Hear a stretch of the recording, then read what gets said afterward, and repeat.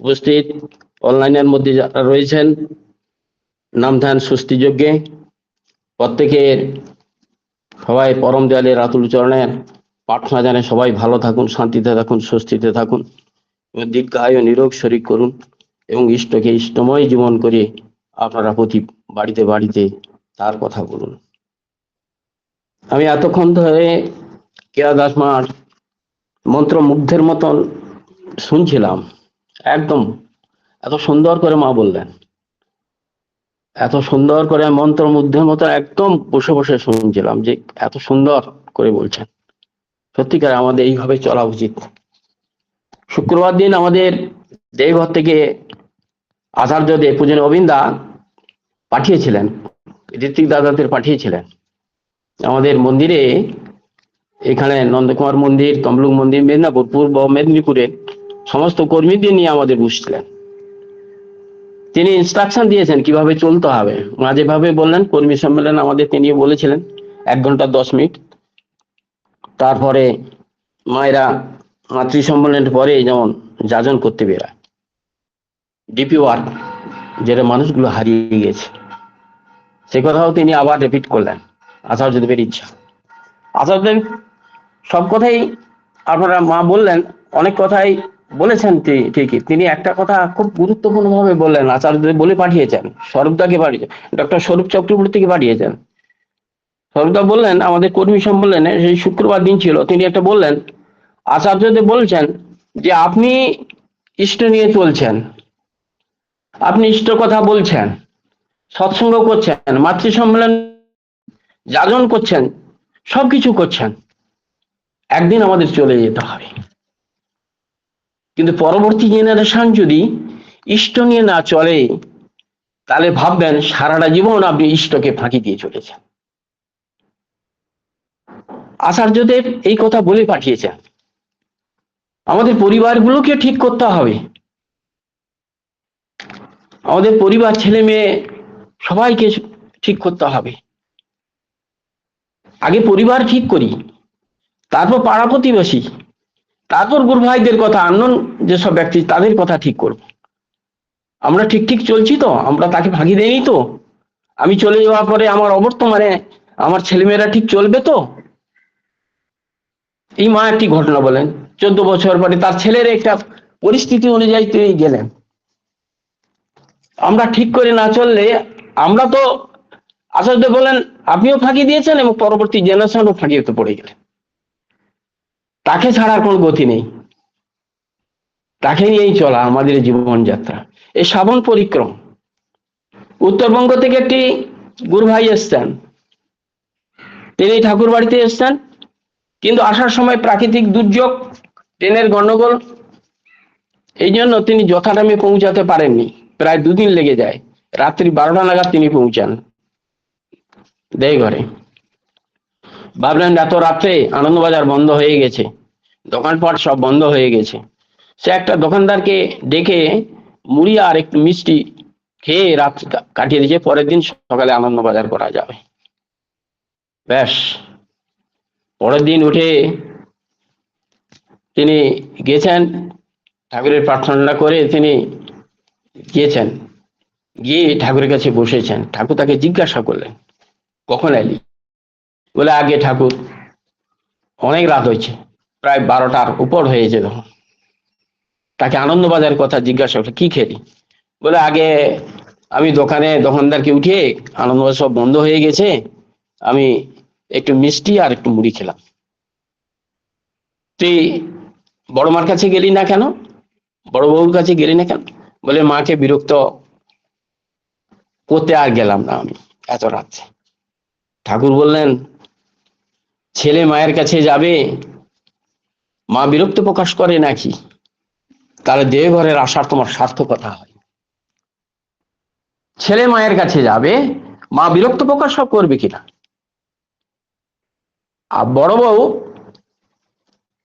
ঠাকুর বললেন তোমাদের বড় মা হচ্ছে লক্ষ্মী মা, তার ভান্ডার কোনোদিন শূন্য হয়নি। বড় মায়ের ভান্ডার কোনোদিনই শূন্য হয়নি। যখন ঠাকুর বললেন যখনই কোনো অসুবিধায় পড়বে, টাইম দিন ক্ষণ কোনো কিছু নেই, তোমরা বড় মায়ের কাছে যাবে, বলবে, সমস্ত সমস্যার সমাধান হয়ে যাবে। তিনি ইঙ্গিত দিলেন, বড় মা হচ্ছে লক্ষ্মী, আমরা সেই লক্ষ্মী নিয়ে মেতে আছি শ্রাবণ মাসটা, তারপর ভাদ্র মাস আছে ঠাকুরের জন্ম মাস। বড় মা একবার কথা প্রসঙ্গে বললেন যে বড় খোকা কিছুতেই নামতে চাইছিল না। ঠাকুর অনেক বুঝে সুঝে বড় খোকাকে নামিয়ে নিয়ে আসছে। বড় খোকা কিছুতেই আসতে চাইছিল না। বড় মা বললেন, এই বড়দাকে আমরা পেয়েছি অনেক জন্ম জন্মান্তরের স্বীকৃতি, পরম পূজ্যপাদ আচার্যদেবকে পেয়েছি, দাদাকেও পেয়েছিলাম, পরম পূজ্যপাদ আচার্যদেবকে পেয়েছি, অনেক অনেক জীবনের অনেক আমাদের সৌভাগ্য।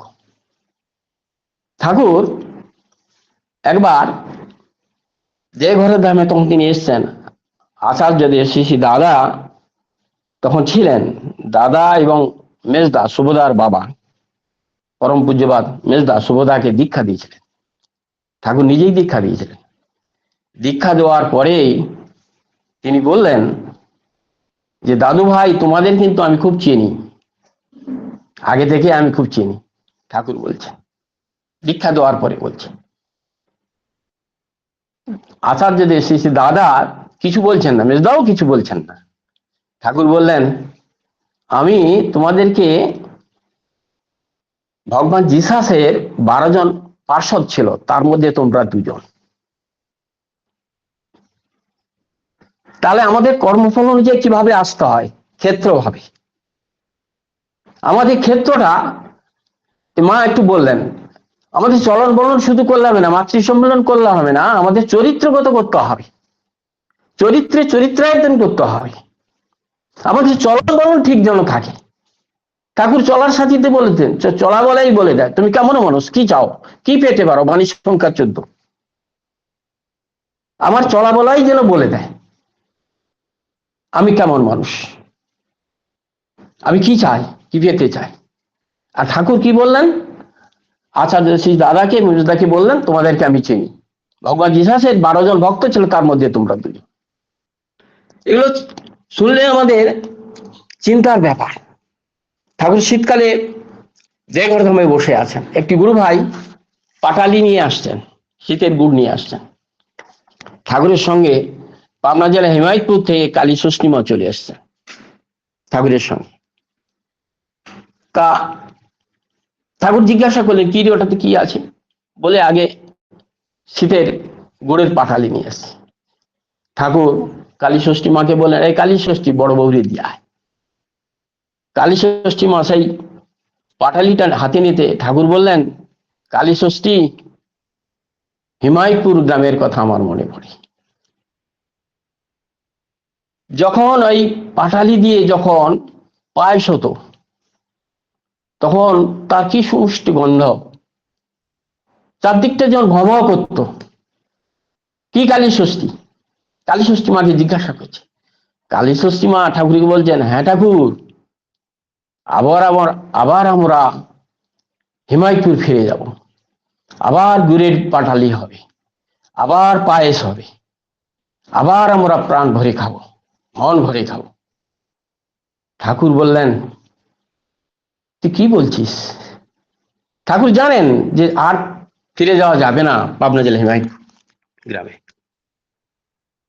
তোর মুখে যেন ফুল চন্দন পড়ুক, ঠাকুর বলছেন। ঠিক এই কথাটা বলছেন।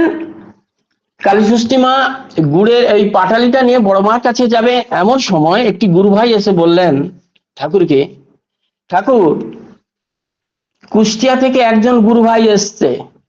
ঠাকুর তখন একটু চৌকিতে একটু এলিয়ে পড়েছিল, 5 বালিশটাকে দিয়ে একটু এলিয়ে পড়েছিল, যে কুমোদ বিশ্বাস দা এসছেন। ঠাকুর সঙ্গে সঙ্গে তাড়াক করে উঠে পড়লেন, উঠেই পড়লেন, কুমোদ দা আসছে? হ্যাঁ, কুষ্টিয়া থেকে আসছে। ঠাকুর সেখান থেকে বসে বলছেন, বড় বউ কুমোদ আসছে, বড় বউ কুমোদ আসছে। তার এখনো সেই পাবনা জেলার হিমায়তপুর গ্রামের ভুলতে পারছেন না। তিনি অত্যাচার, পুরুষোত্তমের জীবন তো অনেক সুখের নয়। তিনি মানুষকে উদ্ধার করার জন্য এসেছেন, আমাদের চলন বলন চরিত্র জীবন বৃদ্ধির ব্যাপারে তিনি এসেছেন, আমরা জানে ঠিক ভাবে চলতে পারি। তা একজন বলে বলল ঠাকুরকে, ঠাকুর কুমোরদা ভালো গান গাইতে পারে, নাট্যকার বটে, ভালো গান গায়, ভালো লেখক, লিখতে পারে, কবিতা লিখতে পারে। ঠাকুর কুমোরদাকে বললেন, কুমের তুই একটা গান শোনাতো আমাকে। কুমেরদা ঠাকুরকে প্রণাম করে তিনি গান ধরলেন, ফিরে এসো গো প্রাণের দেবতা, ফিরে এসো গো এই শূন্য ধামে, কাঁদিছে পদ্মা কুলু কুলু নদ, চরণ দুটি ধোয়াইবে তোমার সাথ, ফিরে এসো গো প্রাণের দেবতা। এই গান যখন ধরেছেন ইত্যাদি ইত্যাদি, আরো লাইন অনেক আছে, আমার অতটা জানা নেই। তা এই গান যখন ধরছে, এই কথা যখন বলছে, ফিরে এসো গো প্রাণের দেবতা, ফিরে এসো গো শূন্য এই ধামে, কাঁদিছে পদ্মা কুলু কুলু নদ, চরণ দুটি ধোয়াইবে তার সাথ, তখনই ঠাকুর ওই চৌকিতে বসে কাঁদছে অচঞ্চল, ঠাস ঠাস করে চোখের জল পড়ছে। আর ওই সময় এক পদাধিকার বলে সঞ্জীব সাহাদা বলে একজন ছিল, তার থেকে জানা যায় ঠাকুর ওই কাঁদতে কাঁদতে ওই চৌকি থেকে ছিটকে নিচে পড়ে গেছে, ওই পদ্মার কথা শুনে, হেমায়তুর গ্রামের কথা শুনে। পুরুষোত্তমের জীবন এত সহজ নয়, কঠিন জীবন, প্রতিটি মানুষ আর আশা। ঠাকুর পাবনা জেলার হেমায়তপুর গ্রামে আছেন, অসুখ হয়েছে, জ্বর কিছুতেই ছাড়ছে না। কিশোরী মোহনদা ট্রিটমেন্ট করছেন হোমিওপ্যাথিক দিয়ে, কিছুতেই আরোগ্য হচ্ছে না। গোকুলদাকে ফোন করে ট্রাঙ্কল করা হলো আসার জন্য, ঠাকুরের জ্বর কিছুতেই কমছে না। গোকুলদা এসেও ট্রিটমেন্ট করছে, জ্বর কিছুতেই কমছে না। একজন অদীক্ষিত মানুষকে নিয়ে আসা হলো ঠাকুরের কাছে জ্বরের, সবাই কানাঘুষা করে অমুক ডাক্তারকে নিয়ে আসো, তিনিও হোমিওপ্যাথিক চিকিৎসা, তিনি একটা জ্যোতিষ শাস্ত্র জানতেন। তিনি ঠাকুরকে ট্রিটমেন্ট করছেন, ট্রিটমেন্ট করতে করতে তিনি একদিন ঠাকুরকে বলছেন, ঠাকুর দয়া করে যদি আপনি আপনার হাতখানি একবার দেখান। ঠাকুর হাসতে হাসতে সেই ডাক্তারবাবুকে হাতখানি দেখালেন। তিনি হাতখানি দেখে ঠাকুরকে বলছেন, আপনার জীবনটা অনেকটা রামচন্দ্রের মতো, আপনার জীবনটা ধূপকাঠির মতো, সারাটা জীবন ধূপের মতন, সারাটা জীবন আপনি ধূপের আগুনের মতন পুড়ে পুড়ে পুড়ে পুড়ে নীরবে নিস্তবে ছাই হয়ে যাবেন, আর গন্ধ আপনি বিলিয়ে দেবেন, আপনার জীবনটা তাই। ঠাকুর শুনছেন আর চোখের জল ফেলছেন। সারাটা জীবন আমাদের জন্য জীবন তিনি উৎসর্গ করে দিয়েছেন।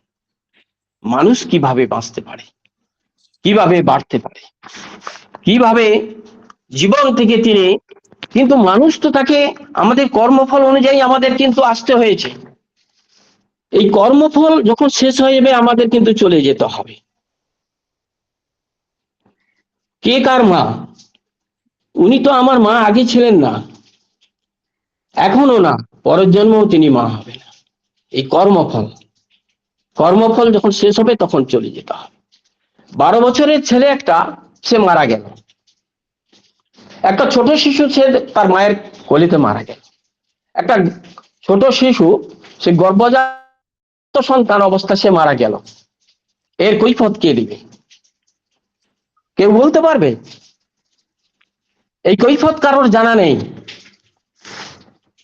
কেন সে মারা গেল। একটা 25 বছরের ছেলেকে 5 জন ডাক্তার বোর্ড বসিয়ে অনেক বাঁচানোর জন্য অনেক ট্রিটমেন্ট করেছে বোর্ড বসিয়ে, কিন্তু বাঁচাতে পারলো না। আর একটা 90 বছরের মানুষ সে হসপিটালে হাসতে হাসতে সে বাড়ি ফিরে চলে গেল, এর কৈফিয়ত কে দেবে? ডাক্তার মারা গেল করোনা ভাইরাস, বিজ্ঞানী মারা গেল, উকিল মারা গেল, পণ্ডিত মারা গেল, ইঞ্জিনিয়ার মারা গেল, আরেকটা খেটে খাওয়া মানুষ করোনা ভাইরাস এসে আক্রান্ত হয়ে সে বেঁচে বাড়ি ফিরে গেল। এর কৈফিয়ত কে দিবে? আমরা আজকের অনলাইনে সৎসঙ্গ করছি, এই অনলাইনের সৎসঙ্গ করার উদ্দেশ্য হচ্ছে সত্যের বীজ অন্তরে স্থাপন করা। এই সৎসঙ্গের বীজ যদি অন্তরে স্থাপন করতে পারি, তাহলে জীবনটা আমাদের সার্থকতা হবে। এই পুরুষোত্তমের কাছে আসতে হবে চলন বলন করে জীবনটাকে উন্নতি করার জন্য। আর আমরা যদি ঠিক ঠিক করে না চলতে পারি, জীবনটা মরুভূমিতে পরিণত হবে, অনেক জঙ্গল হয়ে যাবে। এই জঙ্গল সাফ করতে আমাদের অনেক অনেক জন্ম লেগে যাবে। তাতে আমরা তখন যখন রাস্তা পাবো, কয়েক জন্ম আমাদের কেটে যাবে। আমার মনে হয় সময়টা আমার হয়ে গেছে, মানে অতিক্রান্ত হয়ে গেছে। আর ওইখানে গেলাম না। আর তাহলে বাড়াচ্ছি না আমি। আর সবাই ভালো থাকুন, স্বস্তিতে থাকুন। সময় অতিবাহিত হয়ে গেছে। সবাই ভালো, পরম দয়ালের রাতুল চরণে মঙ্গল কামনা করি। আরো আরো করে আপনারা ইষ্টময়ে চলুন। আচার্যদের যে বার্তা পাঠিয়েছেন সেই বার্তা নিয়ে আপনারা চলুন, ডিপি ওয়ার্ক করুন। শেষ ডিপি ওয়ার্কের একটা কথা আপনারা, আমি এই অনলাইনে বলেছিলাম স্বস্তি যজ্ঞে, তাও জানে না। আচার্যদেব এসেছিলেন কলকাতাতে, পূজনীয় বিঙ্কিদা ভাইকে নিয়ে এসেছিলেন। তিনি হঠাৎ করে কাকদ্বীপে পাঠিয়েছিলেন, পূজনীয় বিঙ্কিদাকে পাঠিয়েছিলেন, হঠাৎ করে তিনি পাঠিয়েছিলেন, কাউকে উইদাউট ইনফরমেশন তিনি পাঠিয়েছিলেন। কিন্তু সেদিন বিঙ্কিদা এসে কেউ কাউকে না বলে সবাই ফোনাফুনি হয়ে গেছে। বিঙ্কিদা এসছে শুনে কাকদ্বীপ মন্দিরে উপজা অনেক কর্মীর এতে ভিড় হয়ে গেল। তারপর বিঙ্কিদা কিছু বললেন না, চুপচাপ করে সকাল থেকে তিনি এসছেন, বিকাল গড়িয়ে গেলেন। এবার তিনি কলকাতা অভিমুখে আবার যাত্রা করবেন, গাড়িতে উঠবেন। এমন সময় সবাই বন্দে পুরুষোত্তম ধ্বনি দিচ্ছেন, যে বন্দে এই পুরুষোত্তম, বন্দে এই পুরুষোত্তম বলে ধ্বনি দিচ্ছেন। আর অনেক প্রচুর লোক এসে গেছিল, সব ফোনের মাধ্যমে শুনে পূজনীয় বিঙ্কিদা এসছেন। তিনি গাড়িতে একটা পা রেখেছেন, একটা পা নিচে রেখেছেন, বন্দে পুরুষোত্তম ধ্বনি আকাশ বাতাস মুখরিত হয়ে যাচ্ছে। এমন সময় একটা কন্দন, মায়ের কন্দন ধ্বনি ভেসে এলো, আকাশ বাতাস বিভিন্ন করে একটা কান্নার সুর ভেসে এলো। সঙ্গে সঙ্গে বন্দে পুরুষোত্তম ধ্বনি বন্ধ হয়ে গেল। একটি মা, বিধবা মা, একটি 14-15 বছরের মেয়েকে তিনি হাত ধরে কাঁদতে কাঁদতে পূজনীয় বিঙ্কিদার সামনে এসে বলছেন, দাদা, আমি আমার ছোটবেলা থেকে, এ হওয়ার পর থেকে আমি আমার স্বামীকে হারিয়েছি, এই একমাত্র সম্বল। এ আজকে 3 মাস দীক্ষা নিয়েছিল, দীক্ষা নেওয়ার পর দিন থেকে বোবা হয়ে গেছে, কথা বলতে পারছে না। আর এই বছরই মাধ্যমিক পরীক্ষা দেবে। মাটি কাঁদতে কাঁদতে পূজনীয় বিঙ্কিদার কাছে বলছেন। সবাই চুপ। মা উচ্চস্বরে ঢুকে ঢুকে ঢুকে ঢুকে কাঁদছেন। পূজনীয় বিঙ্কিদা গাড়ির ভিতরে এক পা ছিল, গাড়ির নিচে এক পা ছিল, তিনি পাখানি নিচে নামিয়ে হঠাৎ মেয়েটির দিকে তাকালেন, তারপর আকাশের দিকে তাকালেন, মিনিট 4-5 মিনিট তাকালেন। তারপর হঠাৎ আকাশ উপর থেকে তিনি মুখটা নামিয়ে ওই মেয়েটিকে জিজ্ঞাসা করলো, তোমার নাম কি মনি? মেয়েটি সঙ্গে সঙ্গে নাম বলল। সবাই আবার জয়ধ্বনি দিল, বন্দে পুরুষোত্তম ধ্বনি দিল। পূজনীয় বিঙ্কিদা গাড়ির মধ্যে গেলেন, ড্রাইভ করলেন, আবার তিনি কলকাতার মুখে রওনা হলেন। এই হচ্ছে ডিপি ওয়ার্ক। জয় গুরু, ভালো থাকুন, সবাই মঙ্গল প্রার্থনা করি। জয় গুরু, বন্দে পুরুষোত্তম, বন্দে পুরুষোত্তম, বন্দে। অত্যন্ত স্বল্প পরিসরে তিনি অত্যন্ত বাস্তবিষ্ট আলোচনা করলেন। পরিশেষে যে কথাটি আমাদের প্রতিপত্তিকে অনুরণিত করলো, প্রেরণা দিল, এই পূজনীয় বিঙ্কি দাদার সেই যে গাড়িতে পা দিয়ে আবার নেমে এসে সেই ছোট্ট মেয়েটিকে প্রিয় পরমের কাছে প্রার্থনা করলেন, পর মুহূর্তে তার যে ফল সেই মেয়েটি লাভ করলো, এটা আমাদের প্রাপ্তি নয়? তাহলে আমার বিধির বিধান যদি আমরা মেনে চলি, পালন করি, নিজেকে তার ভাবে ভাবিত করতে পারি, তার রঙে রাঙিয়ে তুলতে পারি, কিন্তু দয়া বসে আমাদের প্রত্যেককে পরিত্রাণ দেওয়ার জন্য তিনি ধরাধামে অবতীর্ণ হয়েছেন। আমাদের শ্রদ্ধেয় দিবাকর অত্যন্ত স্বল্প পরিসরে অনেক কথা আমাদের মধ্যে চালিয়ে দিলেন। শ্রদ্ধেয় দাদার এবং দাদার পরিবারের শান্তি, স্বস্তি, সুস্বাস্থ্যময় ঈশ্বরচ্ছল জীবন প্রার্থনা করি। মাধবপদ্মে আবারও আসবেন, আপনার এই কণ্ঠ থেকে আমরা সুন্দর সুন্দর ইষ্ট কথা শ্রবণ মননে আমরা সেই প্রিয় পরমের ভাবে ভাবিত হয়ে উঠবো। জয় গুরু।